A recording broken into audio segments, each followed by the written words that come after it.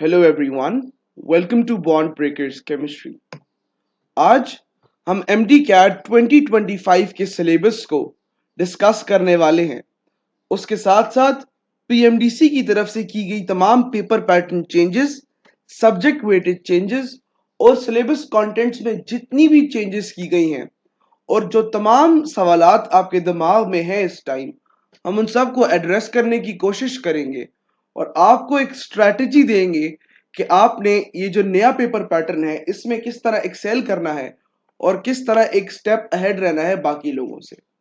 तो सबसे पहली चीज एक कंपैरिजन है between MD CAT 2024 and MD CAT 2025 contents. तो सबसे पहले paper pattern changes. Total number of MCQs 180 instead of 200। पहले आपके पास 200 एमसीक्यूज होते थे पेपर में, इस साल 180 एमसीक्यूज होंगे। पहले ड्यूरेशन 3.5 आवर्स होता था, अब ड्यूरेशन आपके पास 3 आवर्स है। यहां पर गौर करने की चीज ये है कि नंबर ऑफ एमसीक्यू करने के लिए जो आपके पास टाइम है वो हम देख लेते हैं। 180 मिनट्स में आपने 180 एमसीक्यूज करने हैं और 1 मिनट पर एमसीक्यू आपने देना है।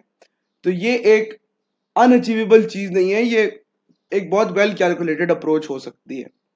ठीक है, उसके बाद जिस चीज ने बहुत से लोगों को हैरान किया है और बहुत कंफ्यूजन क्रिएट की है वो है सब्जेक्ट वेटेज। इस साल बायोलॉजी के 81 एमसीक्यूज जो है वो कर दिए गए हैं, जबकि 2024 में ये 68 एमसीक्यूज हुआ करते थे। केमिस्ट्री के 45 एमसीक्यूज जबकि 2024 में 54 हुआ करते थे। और सरप्राइजिंगली फिजिक्स का जो पोर्शन है उसको साइंसेस में सबसे कम रखा गया है और 36 एमसीक्यूज कर दिए गए हैं। ये बात चल रही थी पीएमडीसी में काफी टाइम से कि डॉक्टर्स के लिए आप फिजिक्स की वेटेज इतनी ज्यादा कर नहीं सकते, क्योंकि अगर एक बंदा डॉक्टर बन रहा है तो उसकी ग्रिप बायोलॉजी भी होनी चाहिए और बायोकेमिस्ट्री जैसे सब्जेक्ट्स को एमबीबीएस में टैकल करने के लिए केमिस्ट्री भी होनी चाहिए। तो फिजिक्स क्यों हम करते हैं? तो उस चीज को एड्रेस करने के लिए उन्होंने क्या किया है कि फिजिक्स का जो पोर्शन है उसको श्रिंक कर दिया। उसके बाद इंग्लिश और लॉजिकल के 9 क्वेश्चंस ईच है, पहले 18 और 6 हुआ करते थे 2024 में।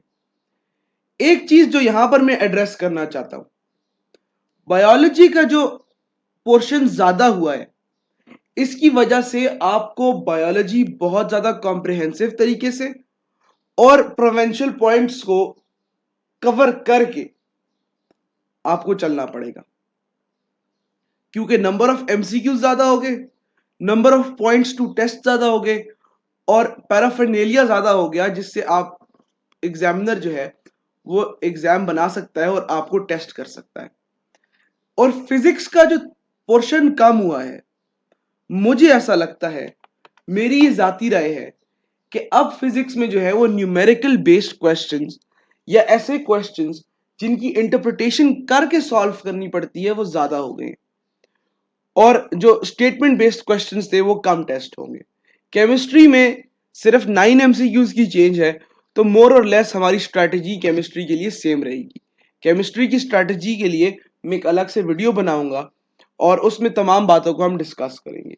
अब हम बात कर लेते हैं कि कौन से जो है वो टॉपिक्स ऐड किए गए हैं और कौन से जो है वो टॉपिक्स रिमूव किए गए हैं। तो सबसे पहले बायोलॉजी की बात कर लेते हैं। इसमें आपके पास बायोटेक्नोलॉजी ऐड की गई है और उसके साथ साथ होम्योस्टेसिस ऐड किया गया है। और सबसे ज्यादा खुशी की बात, किंगडम एनिमेलिया को जो है वो रिमूव कर दिया गया है। जब मैं एमडीकेट एस्पिरेंट था तो मेरा सबसे बड़ा नाइटमेयर किंगडम एनिमेलिया था। मैं ऐसा स्टूडेंट हूं जिससे चीजें याद नहीं होती, जिससे चीजों का रट्टा नहीं लगता जब तक एक लॉजिकल बैकग्राउंड ना हो उस चीज के पीछे या एक कॉन्सेप्चुअल बैकग्राउंड ना हो।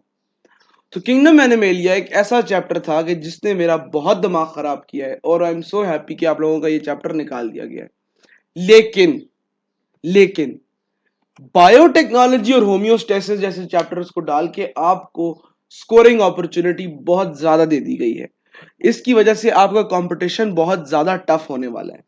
केमिस्ट्री में इंडस्ट्रियल केमिस्ट्री के कुछ टॉपिक्स ऐड किए हैं, एडेसिव, डाइज और पॉलीमर्स, और वेरियस टॉपिक्स रिमूव किए गए हैं। जैसा कि मैंने कहा, केमिस्ट्री के लिए मैं अलग से एक स्पेशलाइज्ड वीडियो बनाऊंगा, उसमें इन तमाम चीजों की बात करेंगे। फिजिक्स, कोई टॉपिक जो है वो रिमूव नहीं किया गया, बल्कि ये सारे टॉपिक जो है वो ऐड कर दिए गए हैं। ठीक है, वेक्टर्स का टॉपिक ऐड कर दिया गया है, फ्लूइड डायनेमिक्स का टॉपिक ऐड कर दिया गया है, और ऑल्टरनेटिंग करंट का चैप्टर ऐड कर दिया गया है। उसके बाद इंग्लिश लॉजिकल का सारा सिलेबस जो है वो सेम है as compared to 2024 MD CAT. अब सवाल ये आता है कि आपकी स्ट्रेटेजी क्या होगी, आप लोगों को कैसे अपने एग्जाम्स को आगे परसू करना है और अपनी तैयारी को साथ साथ करते जाना है। तो स्ट्रेटेजी ये है आप लोगों के लिए कि आप लोगों ने कॉन्सेप्ट बेस्ड लर्निंग को प्रायोरिटाइज करना है। अब कॉन्सेप्ट बेस्ड लर्निंग होती क्या है? आपके एकेडमीज में आपके टीचर्स क्लास में आते हैं, लेक्चर देते हैं, नोट्स बनवाते हैं और चले जाते हैं। उसी चीज का टेस्ट हो जाता है कुछ 5 दिन बाद या 4 दिन बाद, वो चैप्टर खत्म करके उसका टेस्ट ले लिया जाता है। एमडी कैट का जो सिलेबस है उसको बहुत ज्यादा डिफाइन कर दिया गया है एकेडमीज की तरफ से, और वो सेम पैटर्न में सारी एकेडमीज में सारे टीचर्स पढ़ा रहे होते हैं। जो चीज इस सब में रह जाती है, मैं as an MBBS student, as a previous MD CAT aspirant और एज अ डॉक्टर आप लोगों को ये बात बता रहा हूं कि जब तक आपकी कॉन्सेप्ट बेस्ड लर्निंग नहीं होगी तो आप अपने एंट्री टेस्ट में आगे नहीं जा सकते। टू बी वेरी ऑनेस्ट, मैंने बहुत से स्टूडेंट्स देखे हैं जिनको हमने तैयारी भी कराई है, जिनके साथ हमने तैयारी भी की है और जिनको हम गाइड करते आए हैं। उन सब में एक चीज मैंने देखी है, जितने ने भी क्रैक किया है, कि वो कॉन्सेप्ट बेस्ड लर्निंग पे बहुत ज्यादा बिलीव रखते हैं और बहुत ज्यादा प्रैक्टिस करते हैं। आप लोगों ने अपना कॉन्सेप्ट इतना स्ट्रांग करना है कि चाहे वो फेडरल की किताब से चीज आती है, चाहे वो केपी की किताब से चीज आती है, चाहे वो ए लेवल्स की किताब से चीज आती है, आपको कॉन्सेप्ट पे ग्रिप होनी चाहिए, किताब पे ग्रिप नहीं होनी चाहिए। ये मेरा मानना है। और दूसरी चीज जो मुझे लगता है इंपॉर्टेंट होगी वो होगी biology. Biology will be the seat decider this year. ये आप मेरी बात लिख के दे लें, वीडियो रिकॉर्ड कर लें, स्क्रीनशॉट ले लें, biology will be the seat decider this year. ऐसा मैं क्यों कह रहा हूं? ऐसा मैं इसलिए कह रहा हूं कि ये जो नंबर ऑफ एमसीक्यूज है ना 81, ये बहुत बड़ा नंबर ऑफ एमसीक्यूज होता है। अगर एक बच्चे के 200 में से 169 आ रहे हैं तो उसका एडमिशन कहीं नहीं हो रहा, टू बी वेरी ऑनेस्ट। एक बच्चे के 179 आ रहे हैं, उस बच्चे का एडमिशन कहीं ना कहीं मिल जाएगा उसको केबीके में, प्रोविंस में। वो जो 10 नंबर का फर्क है ना, वो मैं गारंटी से कहता हूं या आपको इंग्लिश लॉजिकल से निकल रहा है या वो बायोलॉजी से निकल रहा है। केमिस्ट्री और फिजिक्स में everybody does a lot of hard work, लेकिन बायोलॉजी पे लोग अपना फोकस छोड़ देते हैं। लोग बायोलॉजी को रटा मारने की कोशिश करते हैं और लोग फॉर ग्रांटेड ले लेते हैं। तो मेरी स्ट्रैटेजी आपकी बायोलॉजी के लिए ये होगी कि आप एक दफा कॉन्सेप्चुअल लर्निंग करें बायोलॉजी की, उसके बाद अपने हर चैप्टर के नोट्स बनाते जाएं।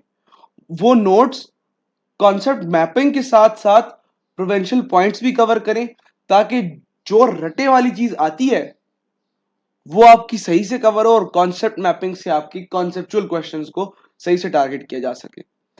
एक और चीज है 360 व्यू लर्निंग। ये मेरी अपनी बॉन्ड ब्रेकर स्ट्रैटेजी है। 360 व्यू लर्निंग ये होती है, मैं आपको सादा अल्फाज में समझाने की कोशिश करता हूं कि आपने एक कॉन्सेप्ट सीखा, वो कॉन्सेप्ट आपको क्लास में लेक्चर कराया गया, उससे आपने एक्वायर किया। अब वो लेक्चर किन चीजों पे बेस करता है?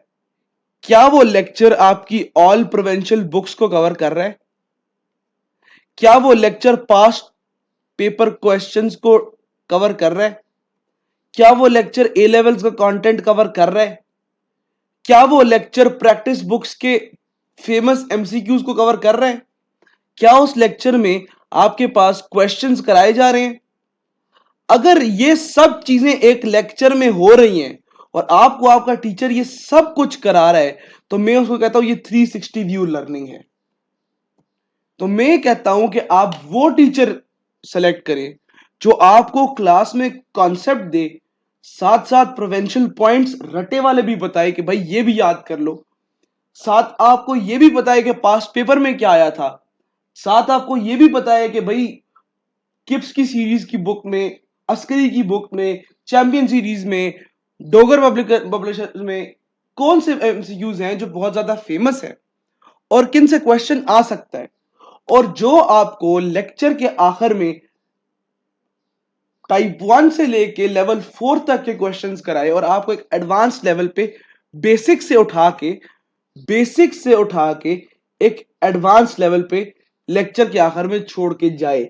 ये होती है 360 डिग्री व्यू लर्निंग, और ये आपको हमारे इस चैनल बॉन्ड ब्रेकर्स केमिस्ट्री में फ्री में मिलेगी। मैं एक एमडीकैट एस्पिरेंट था, मैंने एमडीकैट में पोजीशन ली, आज मैं one of the best medical colleges में इस मुल्क के पढ़ रहा हूं, और हम सब ने जो अपने टीचर से पढ़ा था वो इसी स्ट्रेटेजी को यूज करके पढ़ा था। जितने भी मेरे क्लास फेलोज हैं, जितने भी मेरे जूनियर्स थे जिनको मैंने गाइड किया, और अब हम केमिस्ट्री का एक सीरीज लेके आए हैं जो कि एमडी कैट के लिए टेलर मेड है, और अब इंशाल्लाह हम फिजिक्स को भी कवर करेंगे साथ साथ। तो आप लोग जाएं, प्लेलिस्ट में जाएं और स्टोइकियोमेट्री से स्टार्ट करें और थर्मोकेमिस्ट्री तक आए। अगर आपको ये सारी चीजें जो मैंने आपको लेक्चर में बताई है 360 डिग्री व्यू में, अगर आपको नहीं मिलती, तो फिर आप लोग मुझे जरूर बताएं कि यार आपने ये चीज प्रॉमिस की थी और आपने हमें ये फ्री में नहीं दी।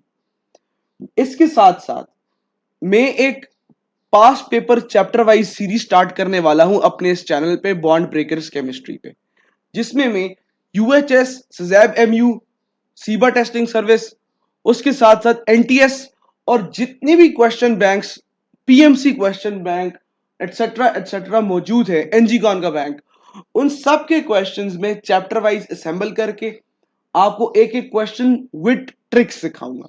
एक चीज जो 360 डिग्री व्यू में एक और चीज भी आनी चाहिए, वो है ट्रिक्स। सबसे इंपॉर्टेंट चीज जो होती है ना, वो एक एमडीकैट एस्पिरेंट के लिए ट्रिक्स होती है। चौथी चीज, प्रैक्टिस प्रैक्टिस प्रैक्टिस। मैं एज अ टीचर कॉन्सेप्ट भी पढ़ा दूंगा, एमसीक्यू भी करा दूंगा, बुक्स के एमसीक्यू भी करा दूंगा, प्रोवेंशियल पॉइंट्स भी दे दूंगा, लेकिन आपने क्या करना है, पेपर में जाने से पहले तकरीबन 10 दफा आपने उन नोट्स को रिवाइज किया हो और कोई एक प्रैक्टिस बुक आपने कवर टू कवर पहले पेज से लेके आखिरी पेज तक सॉल्व की हो, तो दुनिया की कोई ताकत, दुनिया का कोई एग्जामिनर, दुनिया का कोई पेपर आपको एमडी कैट एस करने और मेडिकल कॉलेज में जाने से नहीं रोक सकता। ये मेरी गारंटी है। उसके बाद मेरी एक रिक्वेस्ट है, अगर आपको ये वीडियो अच्छी लगी हो, अगर आपको मेरी स्ट्रैटेजी अच्छी लगी हो, या आप मेरी वीडियोस देखें या मेरे लेक्चर्स देखें, तो बॉन्ड ब्रेकर केमिस्ट्री को जरूर फॉलो करें। Thank you so much.